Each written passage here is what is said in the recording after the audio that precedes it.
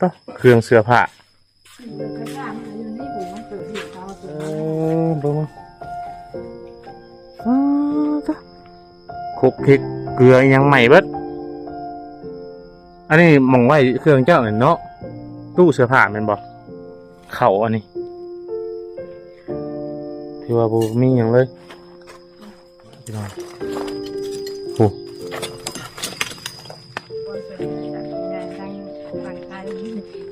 ตาที่เด่นเหตุการณ์ไฟใหม่นะผมนี่ยังที่นอนหมอนลูกยังบนเรือนเลยไม่ได้จ้ะออกมาไปห่างลูกเลี้ยงเดียวเองเลี้ยงลูก2 คนเนาะเลย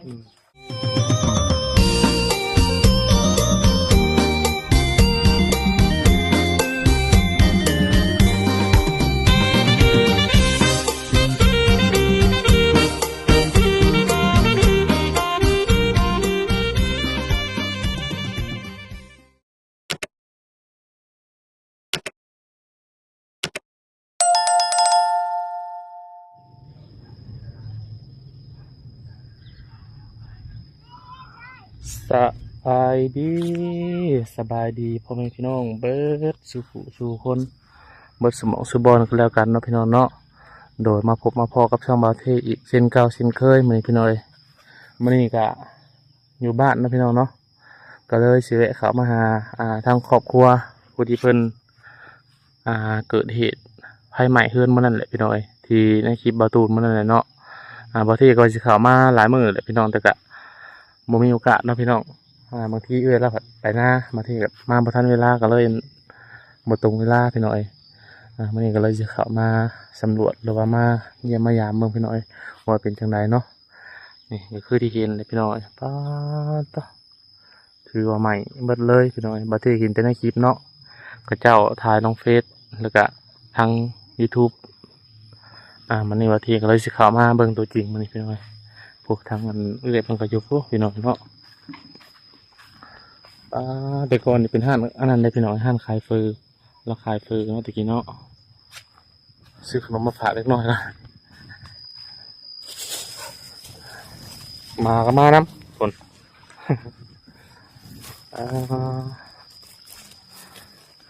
สบายดีเด้อเด้อสบายดีใช้นางพุ่นได้บ่นางคือนางเทิงหาก็ได้ต้องสิไปหน้าบ่นี่ดำหน้าเลยที่ไปพุ่นละน้อยเนาะเห็นแต่ในคลิปเนาะใหม่ค่ะกะลีพี่น้อยโพดโพใหม่เบิดเลยเห็นแต่ในคลิปบาตูนพี่น้อยบ่เรือยังมันเกิดจากยังกันเจ้าคิดว่าช่วยเกิดจากยังหลายคนก็ว่ามันบ่แม่นจากไฟฟ้าเพราะว่าไฟฟ้ามันอยู่เสากลางตัวนี้มันเกิดอยู่ในห้องน้อยวันมันใหม่มันเกิดเหตุไฟขึ้นแล้วมันเกิดจากยังมันยังตามเขาเบิ่งในความคิดเขาได้เขายันแบบมีคนกันแกล้งเขาอะก็หลายคนคิดกันว่าแบบนั้นถ้าบัดโบเห็นหลักฐานเนาะถ้าโบนั่นเขาแค่ข้าวไปอีกอย่างบ้านเขาผัดบ่มีกล้องบ่มีอย่างเนาะคำแบบว่ามีกล้องมีอย่างเงี้ยคอเบิ่งน้ำเขามันบ่มีแค่พี่น้อยบ่มีอย่างบนแถวนี่มันผัดมืดมันหนักโดยเพราะว่ามันใหม่ค้างได้ก่อนนะเจ๊น้อยอยู่เจ๊น้อยพวกส่วนปู่เขาเห็นเหตุการณ์ก็อะไรขนมเลยโดยทางรถทางรางใหม่เบิดเลยเนาะรถไฟฟ้าลูกก็ใหม่เบิดคือว่าเครื่องเพื่อนนะก็เราถัดล่มทุกอย่างเสียหายน้ำหันเบิดข่าวสารกระสองศอกก็ถือว่าบริเรืออย่างจักสิ้นอย่างเลยบริเรืออย่างเอาอย่างเจ้าน่ะไปใช้มันนั่นนะนอนหน้าเก่ากับมาอยู่มันเป็นวินแล้วกับฝนตกอีกแล้วก็เลยแม่ว่านอนหน้าบ่เมื่อเลยมื้อนี้นอนหน้าก่อนยังไม่ได้นอนยังไม่ได้นั่งกำลังกลางมุ่งให้ลูกได้ยินเสียงประกาศจะเซยอยู่แล้วประมาณจักโมงค่ะประมาณ7-8 โมงประมาณนี่แหละ7-8 โมงแรงกลางมุ่งพาลูกเข่ามุ่งได้ยินเพิ่นประกาศก็บุคิดว่าเพื่อนเจ้าของนะประกาศรอบ2ก็ลุกพังบัดนี้เข่ามุ่ง จนหมู่โทรไปบอกว่าไฟใหม่เฮือนเด้อว่ะอ้าวก็อ่อนบ่ทางกระดูก มันตั้งสติบ่อยู่แล้วเนาะ แม่น มันแบบนั้นได้พี่น้อยแต่ก็ตกใจกันเนี่ย บ่ได้ใส่เกิดบัดผู้นี้บัดนอนบัดแล่นมาเครื่องฮอดเครื่องทางกลับไปเอาผู้นี้บัดนี้ บัดมาฮอดรถเครื่องทางว่าเสียงหลุ่มล่ำใครลูกว่ามันบ่เรือหยังอะไรบัดนี้คนก็ซอยอยู่แล้วเขาก็บ่เฮ็ดหยัง มันไฟมันเกินกำลังเลยเนาะ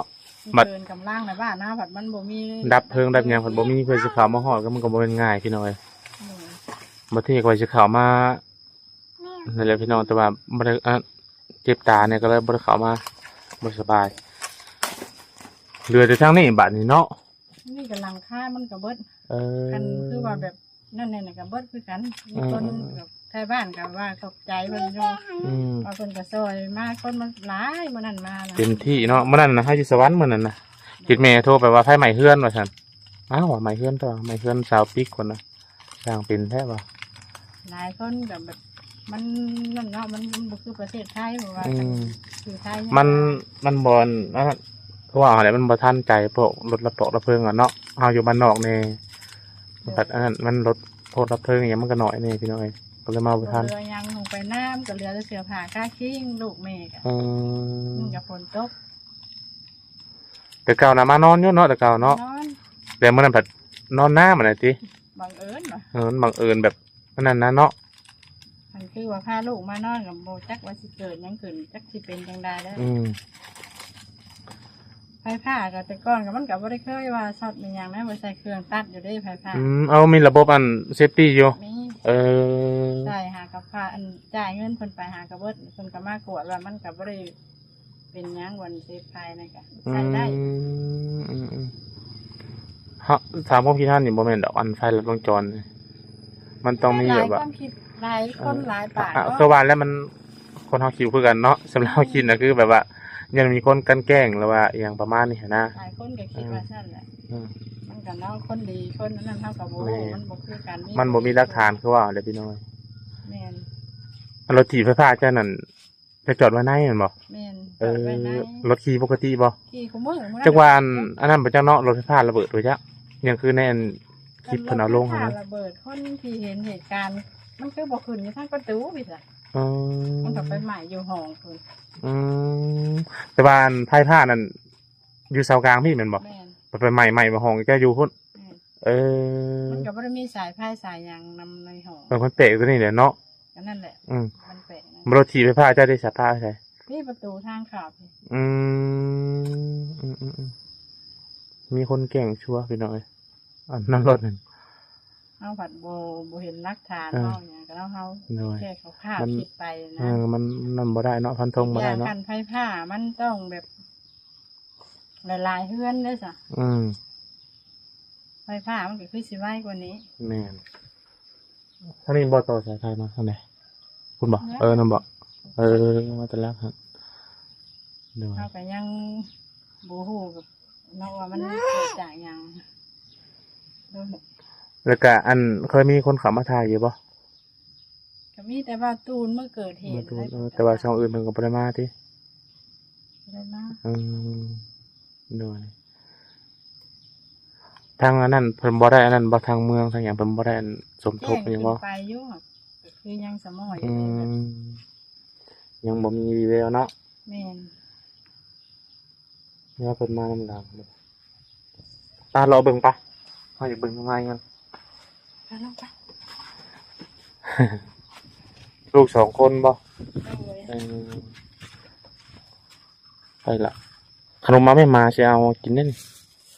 มาก็เฮ็ดเบิดเที่ยงเลยขนมเล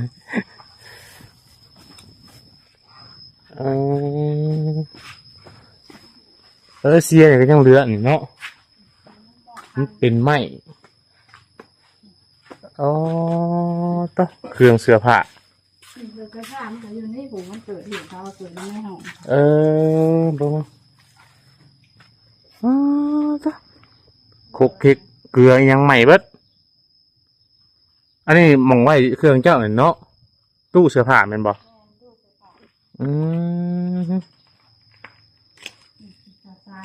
บนมีอันเครื่องสำคัญบ่แบบเอกสารนั่นนี่ สำมโนเคราะห์สำมโนครัว นี่สัมมโน ใหม่เลย กับใบต้องเกิดลูกนี่ ใหม่เลยมั้งเนาะ ใหม่ด้วย ตัวก็เบิ่งไปหน่อยกินแล้วก็ การทดสอบ ถวยบวงกินแล้วก็เสาใจเพื่อนเราพี่น้องเนาะปกติเละไข่ใหม่เข่าอันนี้ที่ว่าบูมีอย่างเลย ไข่มันเป็นจากหอมนี่ก่อน ห้องตัวนี้มันเป็นห้องกั้นดิ อืม กระเบื้องนี่ไม่ครับอันนี้กระเบื้องกันเนาะ อืม คือว่าอะไรมันเป็นกระดาษได้กระเบื้องเลยมันหลดใหม่นั่นน้องน้ำขึ้นจากนี่ปองเยี่ยมก็ว่าใหม่ข้างใหม่เน่ใช่ปะ เบิดบนเรือ ข้างๆนี่ค่ะ มาพี่น้องโอ้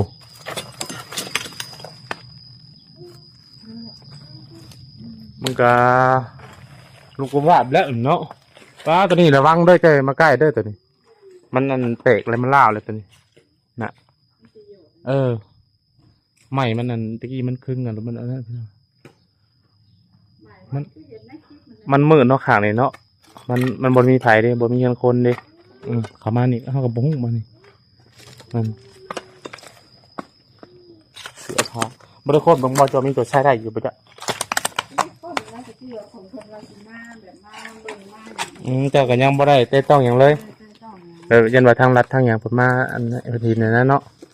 ยังไม่ได้แบบที่อย่างเลย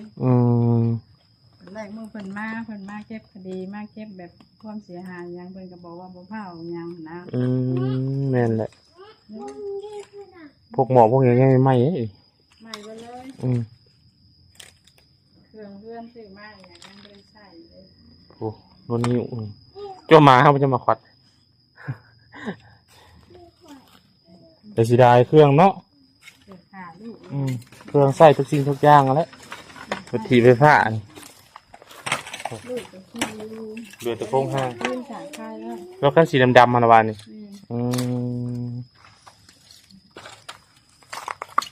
อันนี้มันบอกมันยัง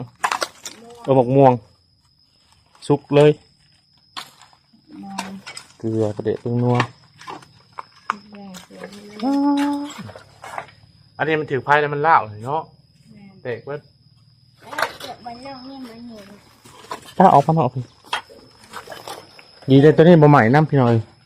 ตัวนี้ยังเหลืออยู่ตัวนี้อันตรายนะคันไหม้ตัวนั้นลูกนี่ก็หึ่มลงมากกันนี่เอามาสุดเบิ่งนี่ก็มันนั่นไพ่เขาหมอดรถบ้านเลยเหมือนเนาะเพราะว่ามัน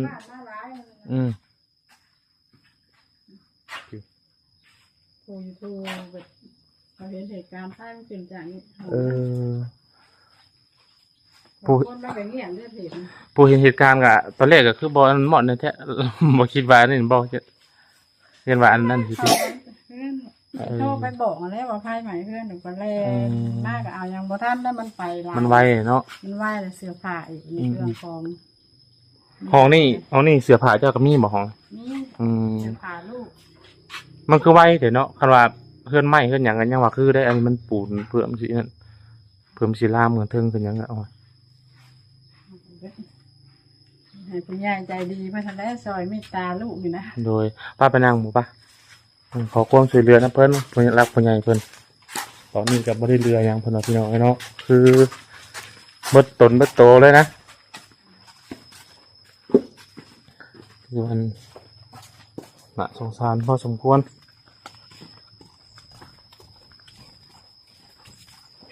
ไฟใหม่นี่บ่สามารถอันนั้นได้แล้วเนาะมันอันนั้นบ่คำว่าห้าสี่เฮ็ดโตเฮ็ดงานนี่ก็บ่ได้แมันบ่แบบเพื่อนนะแบบเพื่อนหลังเก่าบ่ได้เนาะ มันกับ ตามความเชื่อถือเพิ่นนะ คนกับมันเป็นไปได้ฮะกับบริเฮ็ดบอมเก่าแล้วโบราณ มันคลำเนาะตัวไฟใหม่นี่มันคลำพี่น้องบ่สามารถที่ว่าจะโตเติมยังเกิดอีกว่าซั่นซะมันเคยมีประสบการณ์เนาะมีแต่ว่า และเป็นไปได้มีเงินมีอย่างกับบอยากอยู่บางเก่านะคนผู้ใหญ่ใจบุญและเมตตา สงสารลูกยังน้อย ลองขอความช่วยเหลือนะเพิ่นนบมือจับเจือเด้อบางทีมีผู้ใหญ่เพิ่นอันนั้นอีหลาบ่เป็นบ่ขอความช่วยเหลือนะผู้ใหญ่เพิ่น อ้าวพอเลย ไปดีเลยลูก เลย ขอความช่วยเหลือจากคุณยายทั้งฝั่งไทยมีตาที่เห็นเหตุการณ์ไฟใหม่เลย อืม บ่มีหยังที่นอนหมอนมุ้งมีหยังบนเรือหยังเลยเป็นอะไรล่ะออกมาไปห่างลูกเลี้ยงเดียวเอง เลี้ยงลูก2 คนเนาะ เลย เดี๋ยวขอความช่วยเหลือจากผู้ใหญ่ทางต่างประเทศหรือว่าทางฝั่งไทยพี่น้อยผู้ที่เพิ่นแน่นเห็นอีตนสงสารทั้งครอบครัวไปปิกเนาะตอนนี้ก็คือขาดหลายอย่างพี่น้องบอกเครื่องนุ่งทุกอย่างเลยนะ ขาดทุกอย่าง ทุกอย่าง นับหนึ่ง เพราะว่า หามากกว่าสิได้ซ้ำนี่ว่ามันง่าย เริ่มศูนย์ใหม่เลยพี่น้อยเพื่อสิได้ชั้นนี้ก็ถือว่าใช้เวลาพอสมควรเนาะ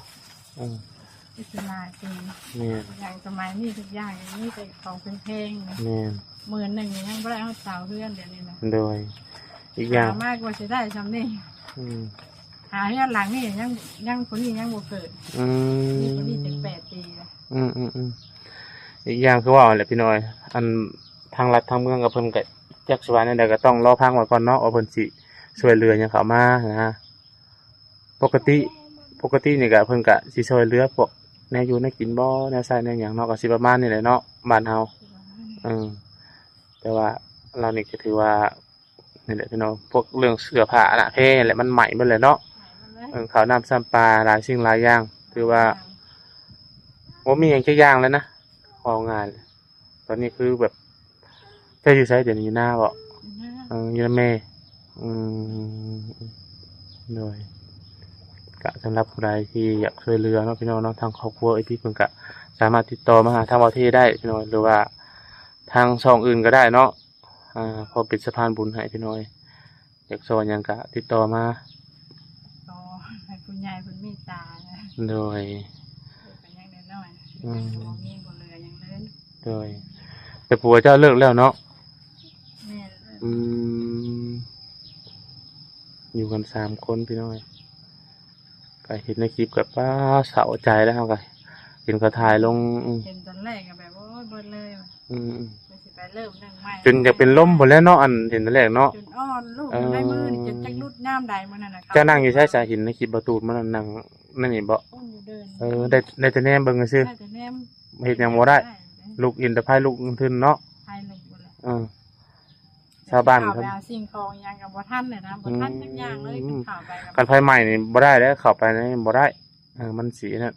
มีแต่ยามันปล่อยไป แบบอ่อนแบบตื่นตันไปว่านะแบบบ่คิดว่าสิเกิดกับตัวเองนะ เคยได้เห็นแต่ในทางอื่นเนาะ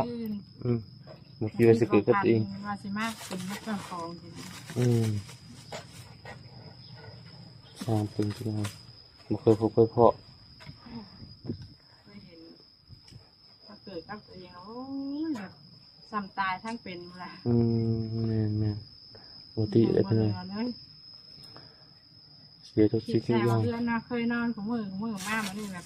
มันเปลี่ยนไปเลย โยหามาโดยน้ำปากน้ำแหงเนาะเพื่อสิได้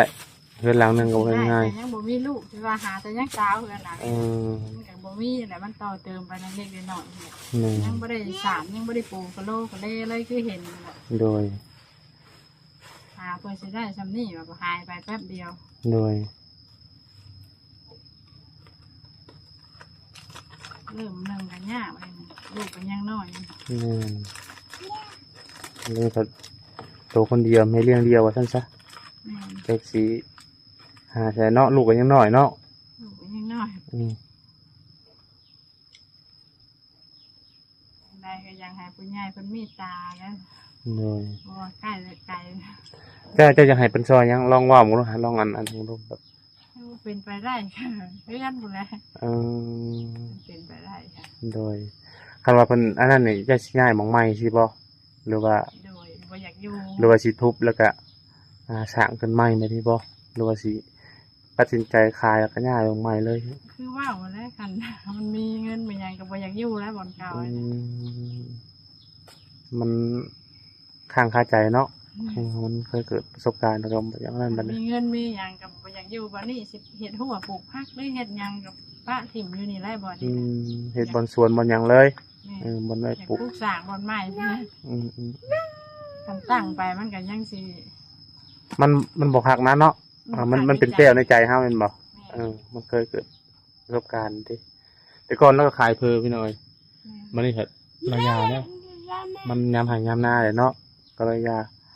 ยามหายามหน้ามันขายกันบ่ได้มันเงียบนะบ้านเฮามันก็บ่คือแถวอื่น อีกอย่างผัดมันอยู่ส่งนี่ล่ะครับบ่ได้ใกล้กินทางนี่คนก็บ่ฮู้ว่าโอ้ทางไงกู ที่เฮา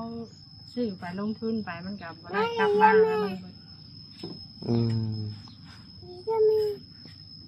คือเห็นแล้วก็ โดยอันนี้เครื่องเอาออกมาท่านหน่อยสิ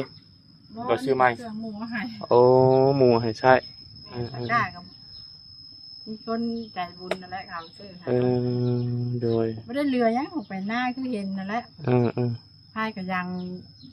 ติบเข่ากับลูกไปมาแล้วของแนวไม่ได้เอายังไปเนาะคันคิดว่ามันสิเกิดไปสิกัน ขันมันนั่นมาอยู่เพื่อนเนี่ยพอแห้งเนาะจะสิพาลูกให้ได้แล้วจะแรกคันว่าจะมากอะ ใหม่บ่เบิดคันนั้น พระเจ้าก็อาจจะเอาท่านกับมีเหมือนน่ะเนาะ เอาท่านบางอย่างรถเล็กก็คือสิท่านรถขาย เพราะว่ามันใหม่จะพูดก็เลนมาพี่ดิคันเป็นวันใหม่ที่พี่ไปก็ยังว่า เอิ้นโมมาซอยก็คือสิท่านอยู่ แม่นมันคือว่าแล้วมันเป็นร่างไงดิมาผัดบ่ฮู้ว่ามันสิเกิดแม่นบ่แหละ แม่โอ้มันสิเกิด นี่แหละเพิ่นว่าพี่น้อยเนาะมันก็บ่ฮู้แซ่ว่ามันสิเกิด ลูกก็หายภายใหม่เพื่อนถ้าผมมีบอลอยู่ อืม ผมมีบอลอยู่ เพิ่นนี่บ่ แม่น กินข้าวแซ่บนอนบ่รับเลยก็เลยคิดจะนำเพื่อนพุ่นน่ะ คิดฮอดบ่ล่ะเชื่อเพื่อนติสิไปใช้บัตรเพื่อนไปใหม่ละบัดนี้ ไปตู้จะยังให้เพิ่นซอยอยู่บ่จะให้เพิ่นซอยยังลองเว้าเนาะข่อยยังบ่ยินจะเว้า เป็นซอยเพื่อนแล้วก็ซื้อเพื่อนนี่แหละ ใส่เทือนซื้อเทือนแล้วอะซื้อเครื่องซื้อของให้ประมาณนี้บ่